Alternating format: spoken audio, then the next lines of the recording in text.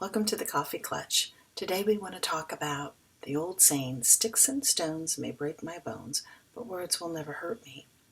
Now, is that really good advice? Because of course we all know words can hurt us. They can hurt us very deeply. So this particular saying is not applicable to every situation in which there's some kind of verbal abuse. But when we're talking about teasing, the common everyday teasing that can happen between siblings, it can happen between friends, it can happen on the playground. We're talking about girls have cooties, or you're stupid, or you're dumb, the kinds of things children will say to each other, which of course are not nice. But the child who is being teased does have power and authority over how they're going to respond to those words. It's very important that as we grow and mature, that we become independent in solving the problems that pop up every day in our lives.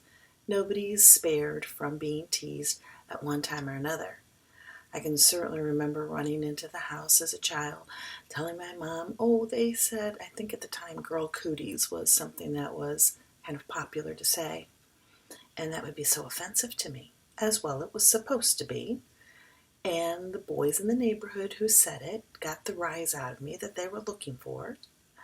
Actually, all very nice young men, but had the dickens in them. I ran into the house, told my mother that they had said that, and I can remember her saying, sticks and stones may break your bones, but words will never hurt you. I had to think about that for a little bit. But my mother taught me that I had the power within me to respond in the way I choose to respond. That I did not have to allow those words to get to me. Now, this isn't an easy thing to do, and it does take practice. And in the course of most of our lives, we get some practice in this area. Because it can continue all the way through adulthood, quite honestly. There can be that person in the office that kind of wants to get you, maybe makes you the brunt of their jokes. But how you respond will have a tremendous effect on whether or not this kind of behavior continues. It's very startling and disarming to the person who is looking to put somebody else down or tease them.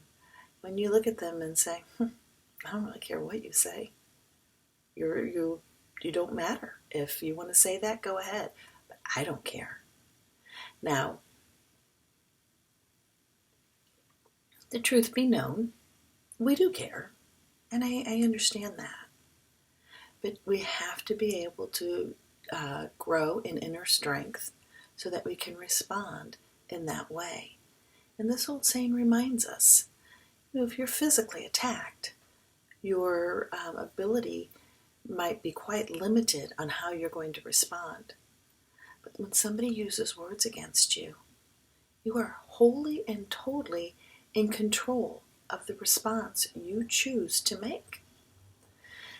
I believe it was Eleanor Roosevelt who was credited with the quote, how did that go?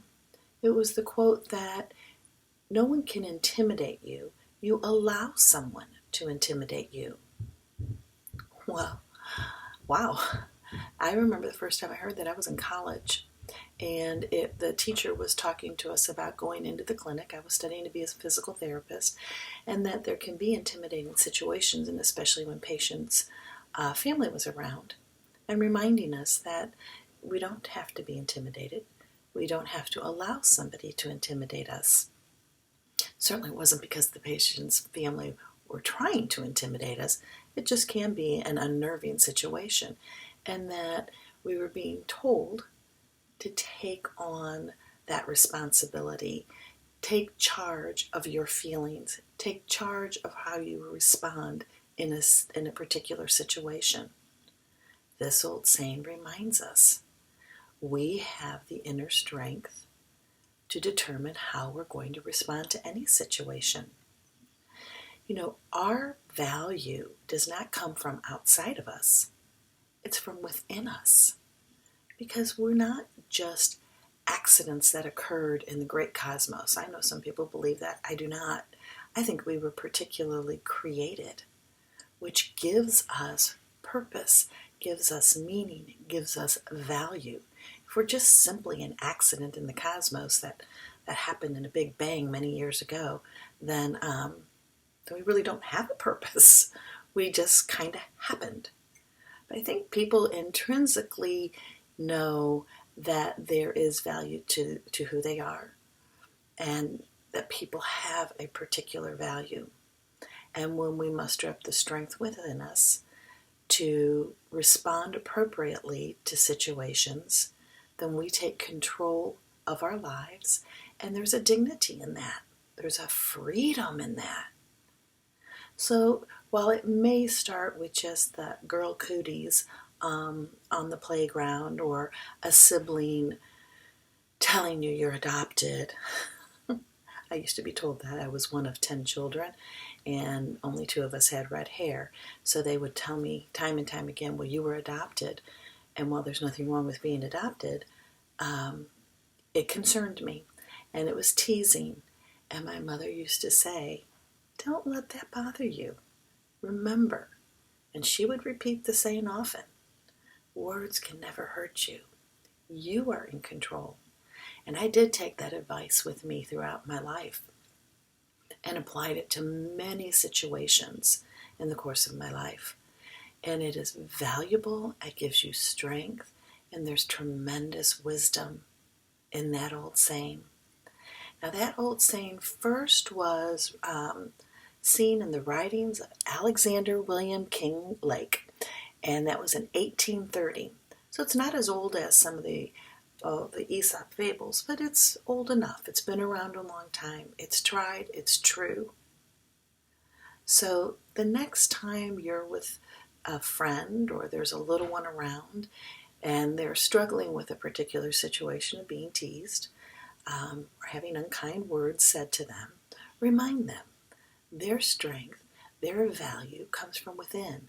They take charge over these words. They are the ones that decide the impact that these words will have on their life. That's empowering. And I would hope that you'll share this with your children as well, because it is, like I said, very empowering.